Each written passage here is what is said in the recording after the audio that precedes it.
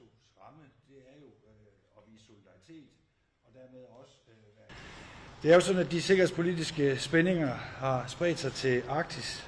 Det betyder, at vi har brug for en øget tilstedeværelse i og omkring Grønland.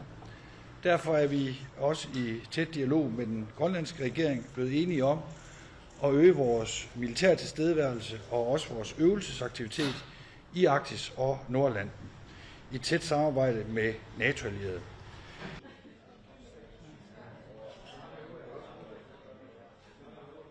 Det betyder, at der fra i dag og i den kommende tid vil være en øget militær tilstedeværelse i og omkring Grønland af fly, skibe og soldater. Herunder altså også fra andre NATO-allierede. Kan du sige noget om der er kommet nye lande til i forhold til den liste, som vi havde i sommer, med hvem der deltager? Jamen, den er den ordre, som altid har været gældende i nyere tid, som forsvarschefen kan uddybe.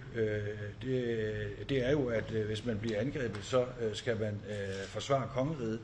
Men når det så er sagt, så anser det for at være fuldstændig hypotetisk, at man fra den amerikanske regerings side skulle indlede et angreb mod Grønland.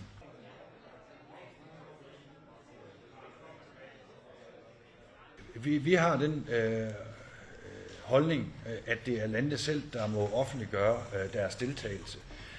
Inden jeg kom herned, kunne jeg se, at den svenske regering jo har offentligt tilkendegivet, at de er nu en del af den øvelsesaktivitet, der finder sted. Der vil også være andre NATO-allierede, der i aften kommer til at lande med det fly, som er fløjet afsted fra Danmark, hvor der så også er dansk militært personel ombord.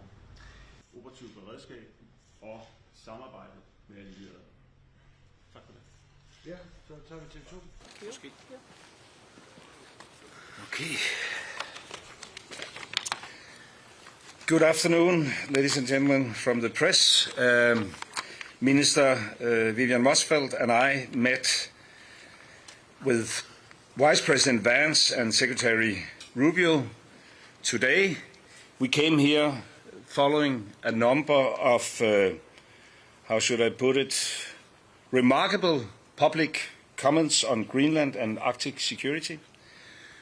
Our aim was to find a joint way forward to increase Arctic security. What can the Kingdom of Denmark do more?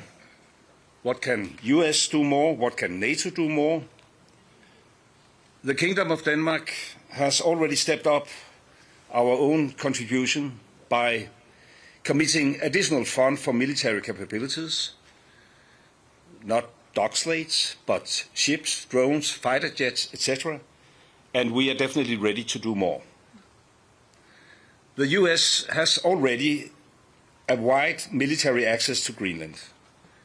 Under the 1951 Defense Agreement, the US can always ask for increasing its presence in Greenland, and therefore we wish to hear if the US had any further requests to make in this aspect. We would examine any such request constructively.